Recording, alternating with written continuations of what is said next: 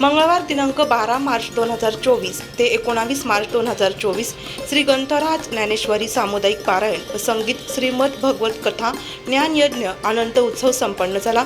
संयोजक महंत राधाताई आईसाहेब सानप, मीराबाई संस्थान पाटोदा बीड, श्री सीमाताई महिला वारकरी ट्रस्ट पंचवटी व गुगे ट्रस्ट पंचवटी, सद्गुरू चंपाबाई महाराज व त्यांचे कृपाकीन श्री हरिभक्त पारायण पुंडलिक हरी महाराज पंचवटी यांचे संयोजन लाभले। यात विशेष सहकार्य म्हणून समाजरत्न बाळासाहेब सानप, आमदार नाशिक यांचे लाभले गेले। तर दैनंदिन कार्यक्रमात योग प्राणायाम शिबिर, सामुदायिक ग्रंथराज पारायण सोहळा, महिला मंडळी भजनी, संगीत, श्रीमद भागवत महापुराण, ज्ञानयज्ञ, सामूहिक हरिपाठ व हरिकीर्तन संपन्न झाले। विशेष मोलाचे सहकार्य म्हणून दिनकर अण्णा पाटील, अखिल भारतीय महानुभाव परिषद राष्ट्रीय संघटक भारत यांचे सहकार्य लाभले। दिनांक 18 मार्च 2024 रोजी श्रीमद भगवत महापुराण कथा ज्ञानयज्ञ समारोप व पूजन दिंडी सोहळा दीपोत्सव कार्यक्रम पार पडला। महंत राधाताई आईसाहेब सानप, मीराबाई संस्थान पाटोदा बीड यांचे काल्याचे कीर्तन होऊन महाप्रसाद झाला व सप्ताहाची सांगता झाली। नाशिक लोकशाही न्यूज ब्युरो रिपोर्ट, नाशिक।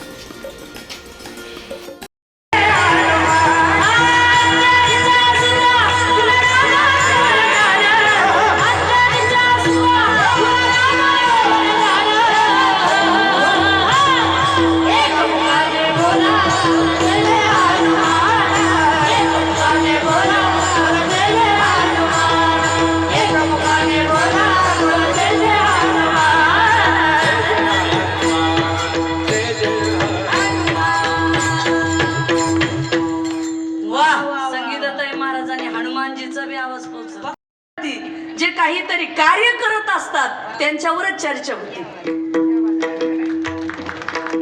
तेव्हा राधा कृष्णावर प्रेम करते, पूर्ण गोकुळात चर्चा सुरू झाली।